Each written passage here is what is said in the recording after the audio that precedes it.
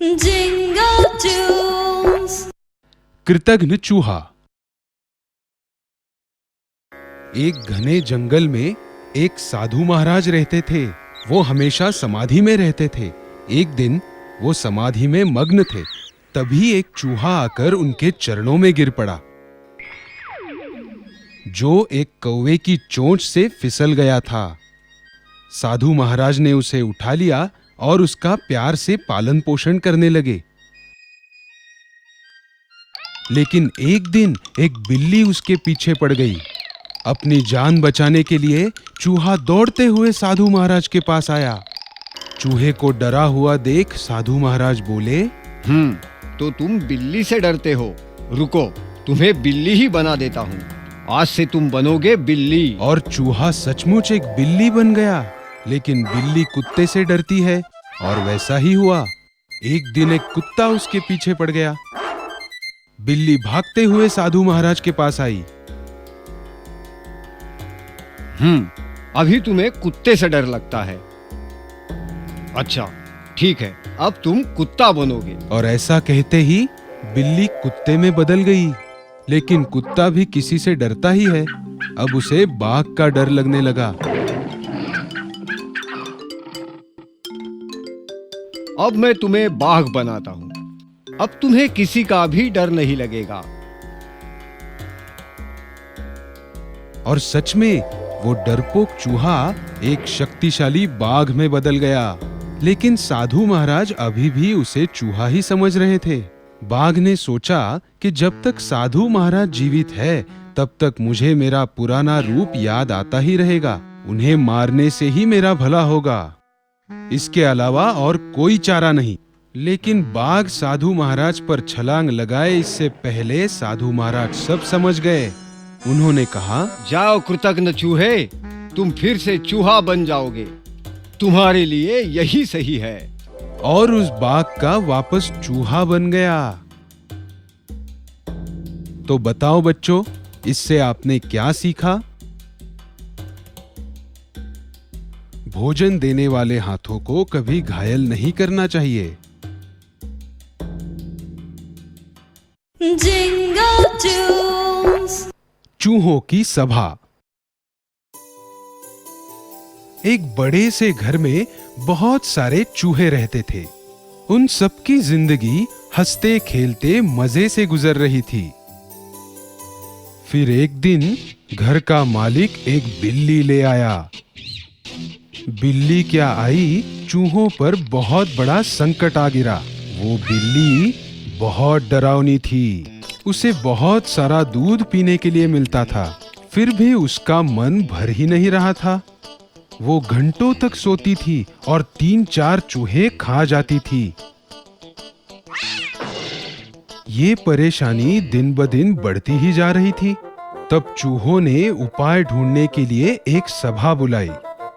उसमें छोटे बड़े बहुत चूहे आए थे।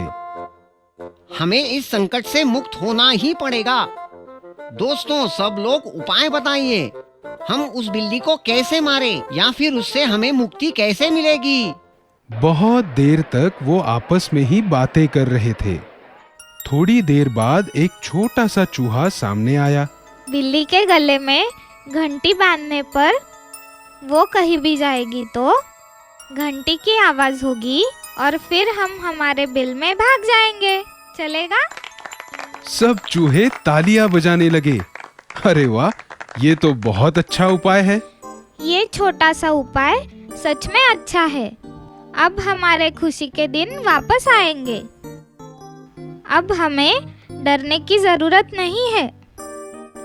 हमेशा के लिए हमारी संकट से मुक्ति। इस छोटू ने हमारी समस्या हल कर दी। हम सभी को उसका सम्मान करना चाहिए। एक बूढ़ा चूहा कोने में चुपचाप बैठा हुआ था। अरे मेरी बात सुनो, तुम एक बात भूल रहे हो।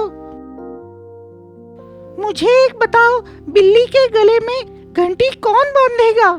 सब चिंता में पड़ गए। खुद के पैर पर कुल्हाड़ी कौन मारेगा? किसी में भी ये काम करने की हिम्मत नहीं थी। इतना जोखिम भरा काम भला कौन करने वाला था?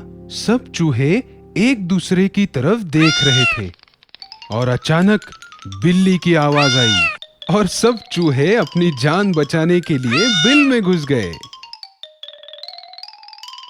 सलाह देना बहुत आसान है, लेकिन उसके अनुसार बर्ताव करना बहुत मुश्किल है। Jingle tunes. चींटी और कबूतर।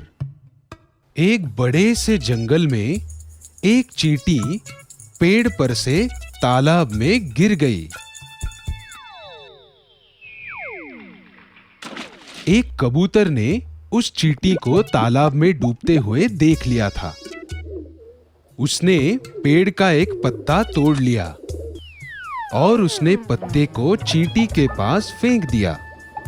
चींटी उस पत्ते पर चढ़ गई और शुक्रगुजार होकर कबूतर से धन्यवाद कहा। वो बहुत थक गई थी। कुछ हफ्तों बाद एक शिकारी उस जंगल में आया। शिकारी का तो काम ही है शिकार करना। उसने कुछ दाने जमीन पर फेंके और उस पर जाल बिछाया और फिर पक्षियों के जाल में फंसने की राह देखने लगा। वो चींटी जाल के पास से ही गुजर रही थी। उसने शिकारी की सब तैयारी देख ली थी। उसने देखा कि वही कबूतर जिसने उसकी जान बचाई थी, वो धीरे धीरे जाल में फंसने के लिए नीचे आ रहा था। उस चींटी ने आगे जाकर उस शिकारी के पैर को इतनी जोर से काटा कि वो शिकारी जोर जोर से चिल्लाने लगा। हे भगवान, मर गया। कबूतर ने देखा कि वो आवाज कहां से आ रही थी और उस शिकारी को देखकर उसे सब समझ में आ गया और वो दूसरी दिशा की ओर उड़ने लगा और उसकी जान बच गई और चींटी भी वहां से निकल गई। इसीलिए कहते हैं कि अच्छे कामों का फल अच्छा ही मिलता है। Jingle tunes. गधे की सवारी। एक आदमी और उसका बेटा दूर के शहर के एक मेले से एक गधा खरीदकर अपनी घर की तरफ जा रहे थे। रास्ते में उन्होंने एक आदमी को बोलते हुए सुना,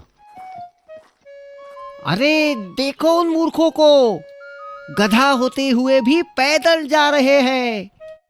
दोनों ने सोचा कि ये तो सही बात है और दोनों गधे पर बैठकर जाने लगे। थोड़ा आगे जाने के बाद उन्होंने और एक आवाज सुनी, अरे देखो देखो उस गरीब गधे को, ये दोनों हट्टे कट्टे उस बेचारे को परेशान कर रहे हैं। वो ठीक से चल भी नहीं पा रहा है। उस आदमी को गधे पर तरस आया और वो गधे पर से नीचे उतरा। थोड़ी देर बाद एक खेत से गुजरते हुए उन्होंने एक औरत की आवाज सुनी, इस लड़के को कुछ शर्म है या नहीं? बेचारा बूढ़ा पैदल चल रहा है और ये लड़का गधे पे बैठ के मजे ले रहा है। अगर वो पैदल चलता और पिताजी को गधे पे बिठाता तो ठीक होता। अब बेटा नीचे उतरा और उसने अपने पिताजी को गधे पर बिठा दिया। वो अपने गांव तक पहुंचे ही थे, तभी पास से गुजरता एक आदमी बोला, ये तो हद हो गई। इतना स्वार्थी आदमी मैंने आज तक नहीं देखा, जो आराम से गधे पर बैठा है और अपने बेटे को पैदल चलने के लिए मजबूर कर रहा है। फिर क्या, उन दोनों ने उस गधे को लाठी से उल्टा लटकाकर अपने कंधों पे उठा लिया और अपनी घर की तरफ निकल पड़े। घर के पास आते ही सब लोग उन पर हंसने लगे। एक बूढ़े आदमी ने उनके पास आकर पूछा, गधे को ऐसा उल्टा लटका के क्यों लेके जा रहे हो? वो लंगड़ा है क्या? क्या वो चल नहीं सकता? तभी उस आदमी ने रास्ते में हुआ पूरा किस्सा उसे सुनाया। तब वो बूढ़ा उनसे बोला, खुद की अकल का इस्तेमाल किए बिना लोगों के कहने पर चलोगे तो यही होगा, सब लोग तुम पर हंसेंगे। आप बिल्कुल सही हो चाचा। एक ही वक्त पर सभी को खुश करना नामुमकिन है। हम आपके लिए हमेशा नई कहानियाँ और नए गाने लेकर आते रहेंगे। तब तक आप गाते और देखते रहिए jingle twos jingle twos jingle twos.